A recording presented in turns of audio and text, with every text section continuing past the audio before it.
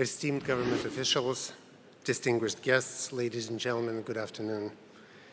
It is a profound honor to join you here at the 10th Knowledge Summit, an event that has become one of the most important global gatherings for shaping the future of knowledge economies, strategic partnerships, and societal resilience. To stand here in Dubai, in a region undertaking one of the most ambitious transformations in the 21st century, carries the meaning that goes well beyond symbolism. The Middle East today is not merely participating in global change. It is helping define and shape its promise. This makes our conversation especially timely, and I wanted to personally thank the leaders of the Knowledge Foundation for this kind invitation. Across our governments, sovereign funds, corporations, and cultural institutions, one sees something rare, a deep and disciplined belief that future must be built intentionally. This is a region that commits to vision, to investment, to execution, to shared understanding that progress is choice. Year after year, you demonstrate that the world goes and rewards vision, not passivity, and strategic imagination, and the courage to act decisively. In an era marked of unprecedented volatility, the question before us becomes simple and urgent. How do nations, corporations, and societies thrive in a world where unpredictability has become the norm rather than the exception? To answer that question, we must look squarely at the world as it truly is. We're living in the age of convergence. This does not simply mean that many crises or innovations occur simultaneously. It means that once clear boundaries between disciplines, sectors, and geopolitical arenas are dissolving. Technology now shapes geopolitics, geopolitics shapes markets, markets influence national strategy, cybersecurity shapes diplomacy, and artificial intelligence is rewriting the logic of competitiveness across every domain, from labor markets to national power. Consider what happens when a semiconductor facility in Asia slows down for even a week. Manufacturing in Germany falters, inflationary pressures in the United States build, energy disruptions in the region shift, and diplomatic recalibrations ripple across the world. Or reflect on how a single corrupted software update can cascade across global supply chains, critical infrastructure, aviation, finance, and political processes. Or take the accelerating frontiers of AI, where a breakthrough in one research lab can alter the global balance of power as dramatically as the emergence of nuclear technology once did. This is convergence, a world in which no risk, no opportunity, and no decision exists in isolation. This new environment places extraordinary demands on leaders. The first is the ability to make sense of overwhelming complexity. The challenge is no longer a lack of information, but rather a surplus, an ocean of data whose meaning is hidden. The second demand is the ability to make decisions under uncertainty, where the most important futures, technological tipping points, geopolitical ruptures, AI breakthroughs cannot be analyzed or forecasted with existing tools. And the third is the need for continuous deliberate adaptation. This is no longer the world where strategic plans remain static for years. It is a world that rewards those who observe, adjust, and realign faster than their peers and competitors. This is the world's new operating system, and it explains why so many of the tools leaders inherited, tools built on linear thinking, fixed categories, and siloed expertise, can no longer guide us. These tools fail for a simple reason. They were not built for an environment of disruption, uncertainty, and accelerating change, outpacing the human capacity to adapt. A historical model cannot guide a leader through deep uncertainty surrounding the future of quantum computing, gene editing, or artificial general intelligence. A monthly risk committee cannot manage a cyber attack that unfolds within minutes. A 5-year plan cannot survive exponential technological acceleration, and silo cannot understand a system-wide chain disruption. We are operating with conceptual instruments designed for a world that no longer exists, which brings us to the most pressing leadership challenge of our time. Every leader I meet, from CEOs to sovereign fund chiefs, ministers, military commanders, expresses a version of the same sentiment. We have more data than ever, and yet less clarity about what truly matters. This is the knowledge paradox. We're drowning in dashboards, reports, analytics, intelligence summaries. But what leaders actually need is synthesis. They need interpretation rather than accumulation, prioritization, context, cross-disciplinary insights, all the structured meanings that helps them see the world as an integrated whole. We do not suffer from a lack of information problem. Our challenge is meaning-making. We lack context, synthesis, and coherence at the very moment we need them the most. So the question becomes, what kind of knowledge does modern leadership truly require? And before answering that, it is important to understand the intellectual discipline that I represent. Before many of you are encountering my work for the first time, let me be clear about the perspective that I bring to you today. And that perspective is not that of a technologist or futurist or policy specialist. I come from a discipline shaped by decades of work across finance, strategic theory, organizational design, the work built around one conviction, that risk is not something that we defend against. Risk is the lens through which we understand the world. This conviction shaped my books, Financial Darwinism and Agility. It shaped my advisory roles with global companies, sovereign institutions, regulators, and defense leaders. The discipline I bring emphasizes that risk is strategic, not administrative. It is systemic, not siloed. And the most consequential risks are those governed by uncertainty. With that grounding in mind, we return to the knowledge paradox. We often hear about the importance of experiential knowledge, the wisdom derived from practical experience. In today's world, it is absolutely necessary, but not sufficient. No executive has direct experience navigating a geopolitical landscape defined by the arms race of AI. No minister has lived through the consequences of digital, physical, biological convergence.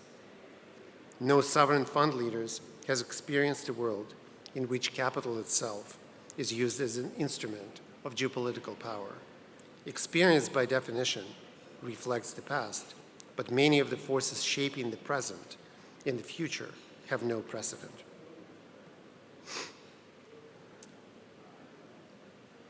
What leaders require now is curated knowledge, a systematic fusion of fields and disciplines that help inform, analyze, illuminate, and develop a sustained capacity for foresight. It is an integration of government, business, technology, and national security, and within each, wisdom, intuition, experience, theory, and practice, as well as the fusion of adjacent disciplines. Curated knowledge connects across domains, reveals hidden patterns, illuminates what matters most, makes us focus on new effects that can be existential. It is the difference between leaders who merely reflect and respond to uncertainty and those who shape the world that uncertainty creates. This is what elevates judgment and creates sustained agility in the face of disruption.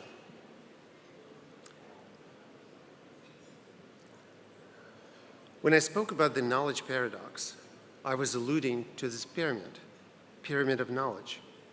At its foundation is infrastructure that enables gathering and processing of oceans of data.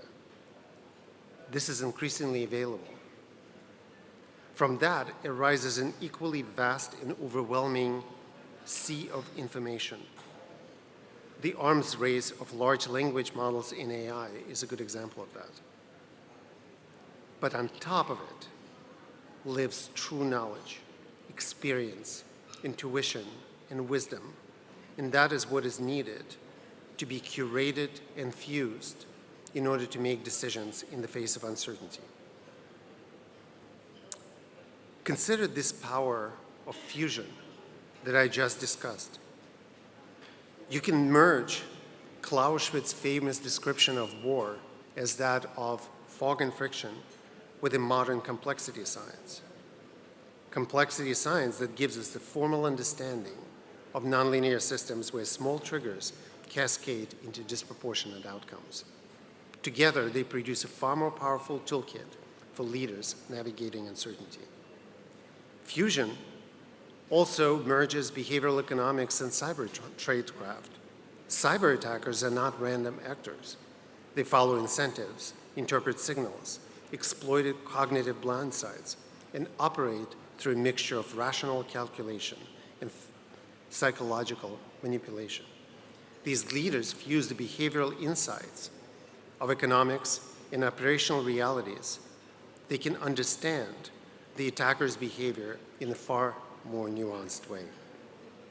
Similarly, capitalism no longer moves solely in response to financial signals. It moves in response to geopolitics, regulation, supply chain resilience, national industrial policies. When financial theory and geopolitics are fused, leaders can see how capital behaves under stress, something essential for sovereign wealth funds and global investors alike. And as AI becomes central to national competitiveness, fusion becomes even more essential. AI adoption is not only a technical or ethical challenge, it's a challenge of human psychology. How does AI alter trust, authority, collaboration? Which cognitive biases does it amplify and which does it reduce? When psychology and AI governance comes together, leaders can build human-machine systems that enhance rather than undermine judgment. Fusion is not merely interdisciplinary collaboration. It is a creation of new knowledge. It is how leaders see what others cannot. And it is increasingly the standard that will separate nations and corporations that thrive from those who fall behind. This interconnectedness is precisely why risk intelligence, the capacity to think holistically about our complex, disrupted world, is no longer a corporate capability, it's a national one. Modern risk has taken an entirely new character. It is no longer something that fits neatly into categories or can be segmented into tidy columns on a spreadsheet. Today, risk behaves like a living ecosystem. Everything is connected. Nothing happens in isolation. A shock in one domain immediately reverberates across others. A financial disruption becomes a political crisis. A cyber incident becomes a supply chain breakdown. A diplomatic misstep becomes a market event. And the pace at which these dynamics continue to unfold, continue to accelerate. AI, automation, digital systems have compressed decision times so dramatically that leaders often find themselves reacting to situations that evolve faster than human processing can keep up with. This is a sense of compression, of the clock speeding up while our institutions are still structured for a slower age. Finally, uncertainty now dominates the landscape. The most important forces shaping our future cannot be predicted with models or probabilities. They belong to the category that Frank Knight described almost a century ago.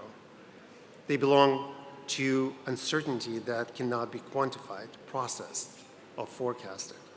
Futures that cannot be plotted on a chart or captured on a distribution curve. These 5 qualities, interconnection, acceleration, nonlinearity, adversarial behavior, and uncertainty, do more than complicate leadership. They rewrite the rules of it. We have all lived through periods of profound change before. The Industrial Revolution, the dawn of the nuclear age, the rise of emerging markets, the early internet. Each one of these eras transformed societies, economies, and political structures, but never before have we experienced all of these forces, technological, geopolitical, economic, demographic, transforming simultaneously and amplifying one another. The convergence is unprecedented, and it demands a fundamentally different kind of leadership. This is why leaders today need tools to do far more than display information. They need tools to expose structure, tools that eliminate the architecture behind the turbulence. They need risk radars to act as strategic mirrors, revealing the landscape that leaders actually inhibit rather than the one simplified by their organizations. It is essential, and some have argued the foremost role of leaders, to understand the environment in which they operate, the constellation of global forces facing governments, corporations, investors, and societies. Do we see the whole picture? Which forces are structural rather than temporary? Which interdependencies remain invisible to us? What are the blind spots? And back to the lack of knowledge paradox, there is a matter of relevance. Because underneath each vertical of the environment in which we operate is the entire universe of factors, considerations, indicators, which ones matter to our business or our country, which ones will matter in the future, and how do we know? And then there's a need to shift from insight to action, which is how agility truly works in a dynamic adversarial world. How do we detect weak signals early enough to matter? How do we connect the dots across domains that operate on different timescales? How do we accelerate decision cycles? The truth is agility is often misunderstood as speed, but speed without clarity and deliberate action is just chaos. Real agility is sustained capacity to sense, decide, adapt, and even move with purpose when the future is ambiguous. But even when curated knowledge and fusion are presented to leaders, the question remains, how should they actually decide in an environment defined by ambiguity? Decision-making under uncertainty is no longer a matter of preference. It is a discipline that must replace actions based on gut feelings. It requires leaders to distinguish what truly matters, to understand adversaries and stakeholders, to operate across multiple time horizons, to recognize the limits of their understanding and models. Leaders must also think systematically and dynamically. They must anticipate reactions, counter-reactions, and second-order responses, not only from competitors and adversaries, but from regulators, markets, allies, partners, and internal stakeholders. In a world of interconnected systems, adversarial reasoning becomes a form of strategic foresight. This is the essence of intelligent agility, and it is a foundation upon which the modern leadership must be built. We're not the first generation to face a rapidly changing world, but we are the first to live through the convergence of so many transformations at once. Each of these past transformations, leaders struggled, many institutions did not survive. Some nations leapt forward, others fell behind, but there's one crucial difference between those eras and our own. These transformations were sequential. Today, they're simultaneous. Industrial disruption, nuclear era geopolitics, globalized markets, digital acceleration are not separate chapters anymore. They're overlapping realities. And that is why today's leaders must develop a deeper, more integrated understanding of risk and strategy than the generation before.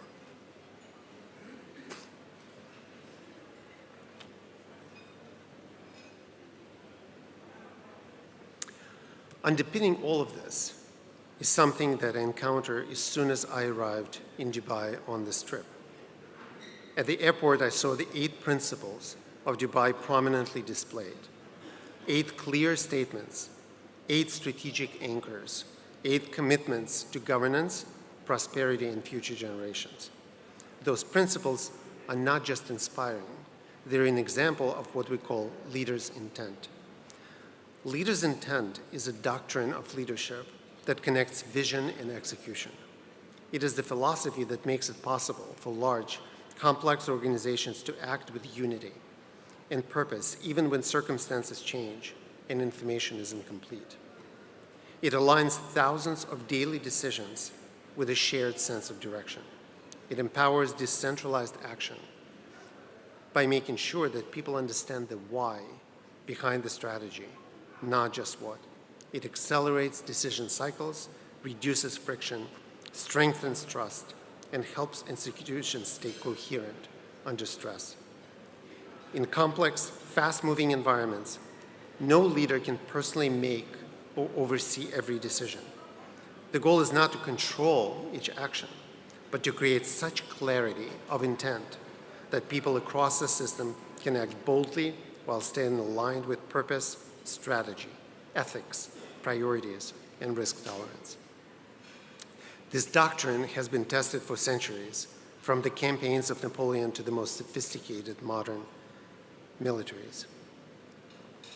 Leaders' intent is what takes curated knowledge, wisdom, and experience and makes it concrete, grounded, custom-tailored, and aligned with the vision and the values of a team or a company or a country. And this is where AI, combined with curated and fused knowledge across domains, can help democratize knowledge and bring it to governments, companies, investors, as well as small and medium enterprises. I'm illustrating this point using an actual screenshot of our proprietary AI agent, Chuck, designed to help leaders make decisions under uncertainty, sitting on top of the pyramid of data and then information and then curated knowledge. Imagine an AI system not trained on random data, but on strategic intent, doctrines, best practices, and curated knowledge of a government or institution. Such a system can help define the clarity of leadership, messages, translate high intent into contextual guidance for different teams, identify where actions on the ground diverge from the desired direction, capture feedback loops, and support real-time decisions. AI-enhanced leaders' intent is not science fiction anymore. It is the next evolution of governance and organizational leadership. That brings us to strategic AI more broadly. We're entering an era where leaders will increasingly rely on AI not to replace human judgment, but to amplify strategic intelligence. In this region, perhaps more than any other, is investing heavily in that future through national AI strategies, global partnerships, regulatory frameworks, infrastructure, and talent. But there is one critical insight we must hold on to. AI is only as powerful as the knowledge it is trained on, and the clarity of intent that guides us is paramount. AI trained on noise will produce noise. AI anchored in curated, best available knowledge will produce signals and insights. AI deployed under clear leadership will create strong and coherent leaders' intent that amplifies alignment. We should view strategic AI as an augmentation layer, an additional nervous system for leadership.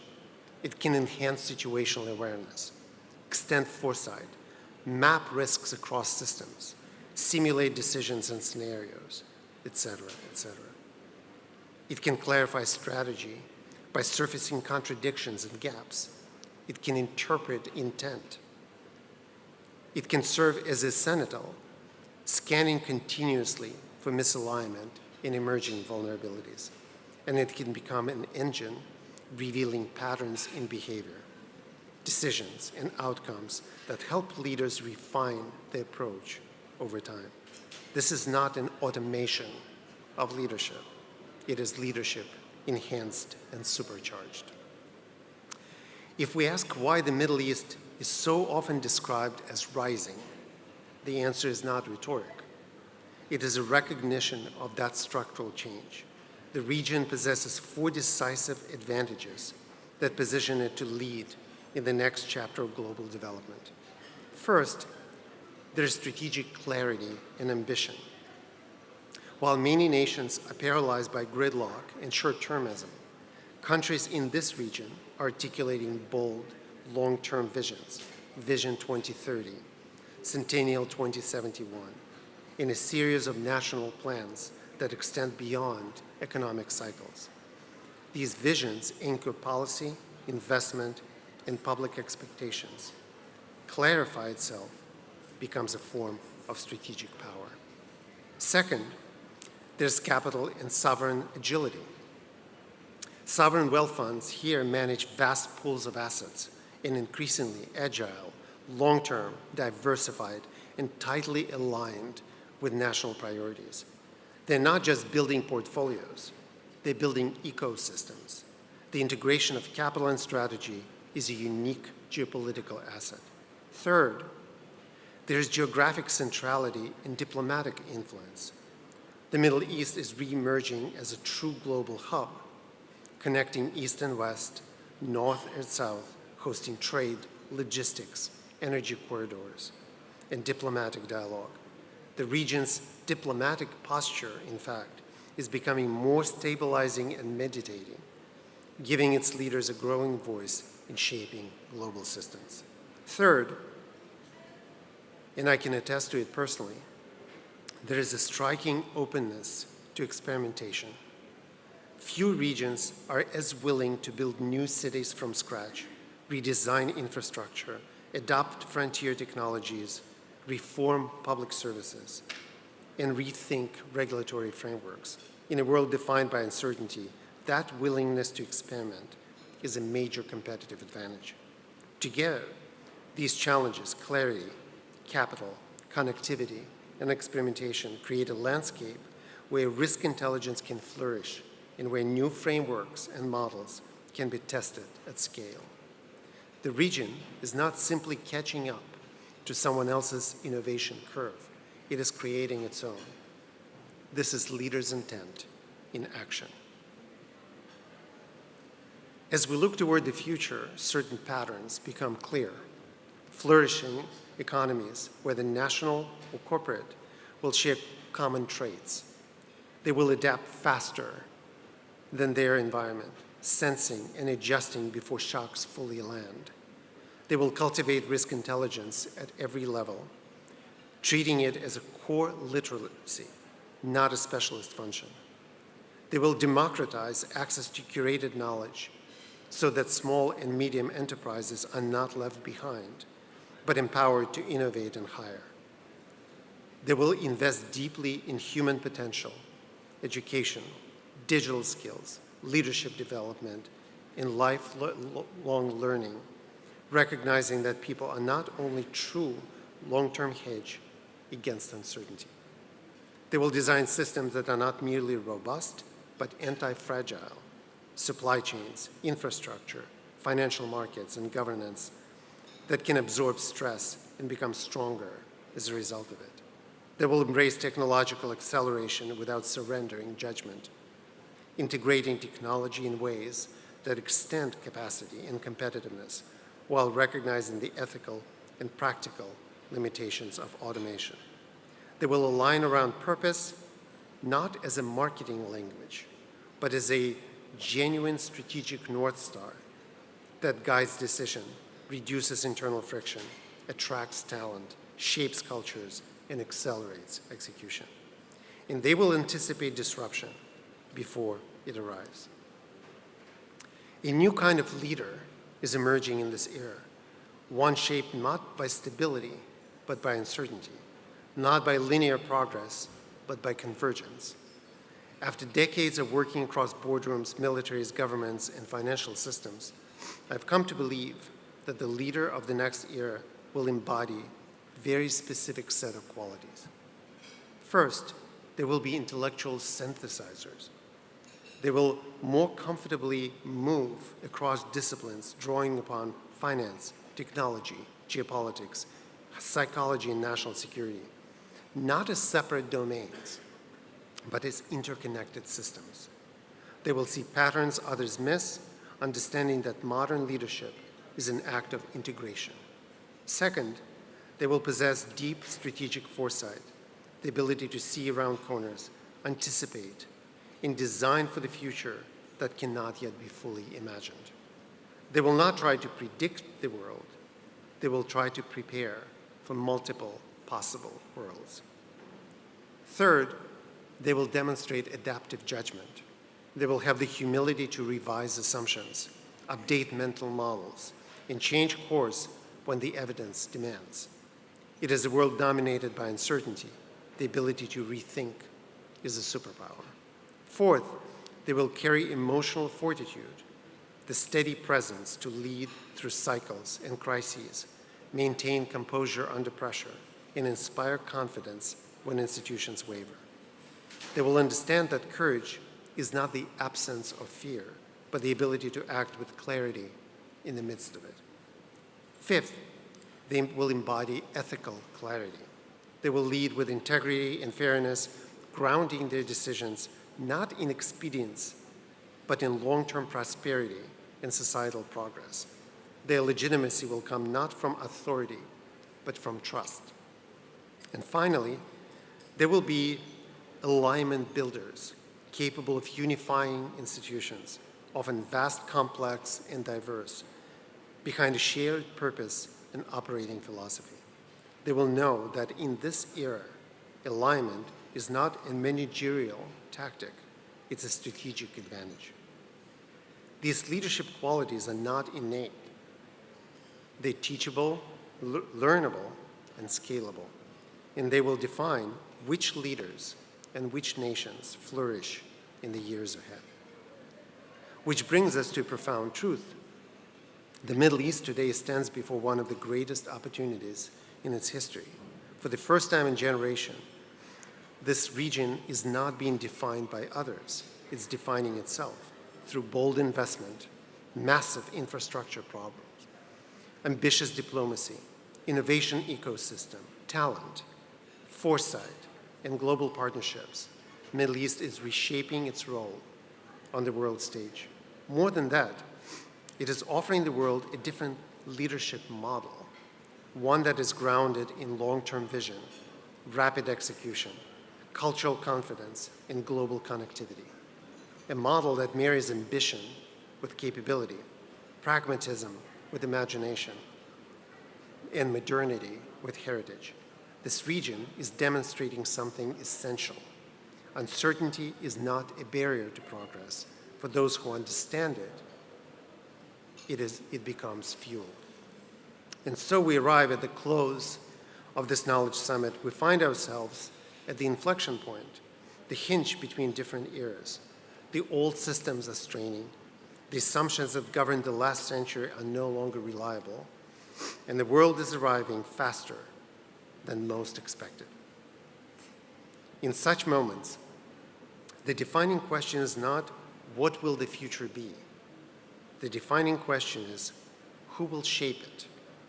The nations and leaders who will survive in decades ahead are those who embrace uncertainty rather than fear it, who cultivate knowledge rather than accumulate data, who build adaptive institutions rather than rigid ones, and who recognize that resilience is not the absence of shock, but the ability to grow stronger because of it. This region is one of the few anywhere in the world that is acting with this level of intention, clarity, and purpose. You're investing not only in infrastructure, but in intelligence, not only in talent, but in judgment, not only in technology, but in governance, not only in prosperity, but in resilience. This is leadership. This is vision. This is how nations are built for the long term, and the world is paying attention. As we conclude today, I invite each of you, those leading governments, sovereign funds, corporations, research institutions, universities, to consider the extraordinary opportunity before us. You have a chance to design economies that adapt before disruptions arrive and build infrastructure and institutions that outlast turbulence. The future belongs to the most visionary, to the most intelligent, to the most agile, to the most resilient, and to the most aligned. It is my distinct honor and pleasure to be speaking in front of many leaders who are shaping that very future today. Thank you.